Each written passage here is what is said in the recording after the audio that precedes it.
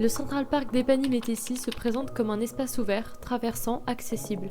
Le ciel est visible, la lumière naturelle circule librement, il n'y a ni toit ni porte d'entrée clairement définie. Pourtant, cet espace n'est pas neutre. Dès l'arrivée, le regard est orienté, les façades commerciales forment deux lignes parallèles et elles encadrent un axe central de circulation. Cette organisation crée une sorte de couloir à ciel ouvert, où on ne se déplace pas au hasard.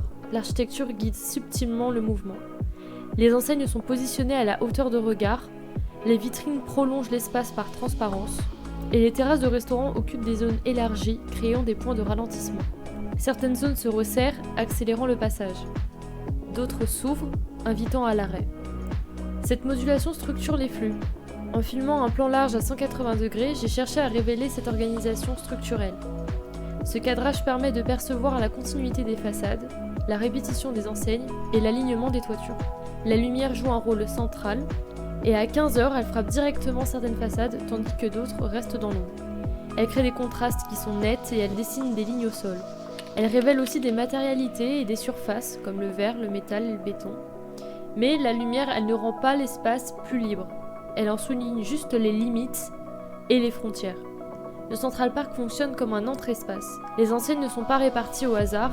On observe des regroupements typologiques avec la restauration, de l'habillement, des services, et chaque catégorie occupe une position stratégique dans le parcours.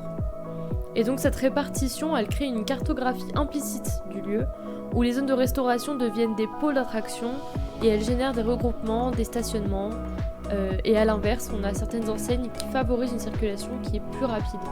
Le sol lui-même participe à cette organisation, les lignes de dallage prolongent la perspective et elles renforcent l'axe central.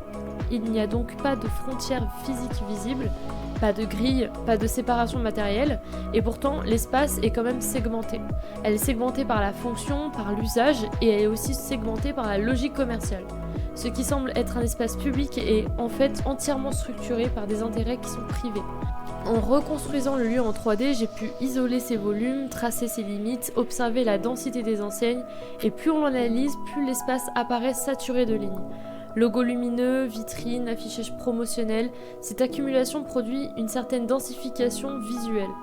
L'espace n'est pas vide, il est rempli d'informations, rempli d'incitations et de communications qui incitent à la consommation. Et le Central Park devient alors un dispositif spatial. Le but est de consommer, de circuler, de regarder. Les espaces forment un décor, la lumière devient un projecteur naturel et les passants deviennent des acteurs. Et à travers cette étude de terrain, je vais rendre visible et perceptible cette organisation invisible. Montrer que l'architecture communique et qu'elle produit du sens. Et que même dans un lieu de passage ordinaire, la manière dont l'espace est construit influence notre manière d'y circuler, d'y rester et surtout d'y consommer.